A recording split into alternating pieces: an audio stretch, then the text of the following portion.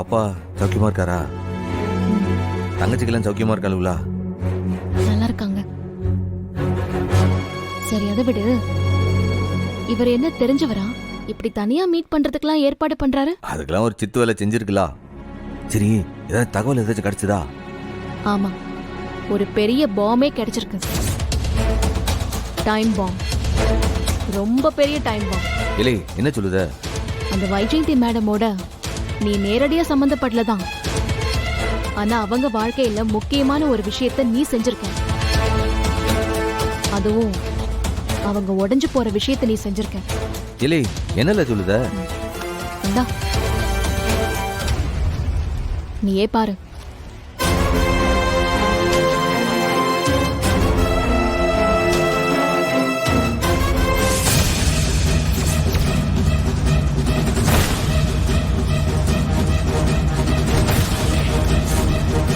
இல்லை, அந்த சுட்டுக்கிட்டு செத்த விரும்பம் போட்டதானே இது?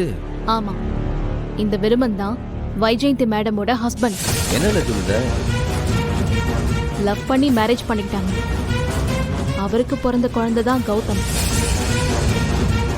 ஆக வைஜெயந்தியை பொறுத்த வரைக்கும் அவங்க வாழ்க்கையை நீ நாசம் பண்ணிருக்க. அவங்க ஹஸ்பண்ட் சூசைட் பண்ணதுக்கு நீ காரணமா இருந்திருக்க. இந்த காரணமா தான் அவங்க உன்னை பழி வாங்குறாங்க. இப்ப புரியுதுல.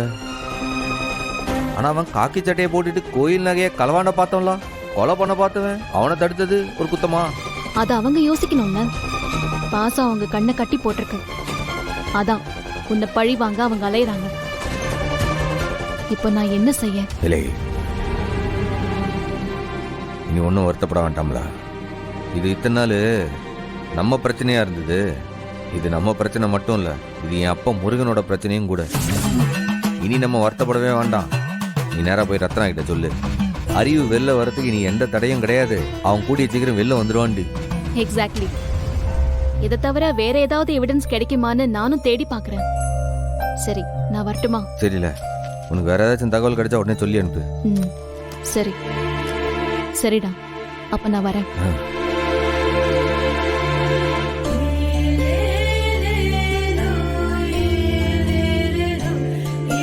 என்னல? சண்முகம், நீ சரியா சாப்பிடுறியா? தூங்குறியா? எனக்கு என்னல, நான் நல்லா தான் இருக்கேன். ஏலே, என்னை நினைச்சு நீ வருத்தப்படாத. அதான் நான் சீக்கிரம் வந்துடும்ல. நீ ஒரு முக்கியமான காரியத்துக்கு தான் உள்ள வந்திருக்கேன்னு என் புத்திக்கு தெரிஞ்சாலும்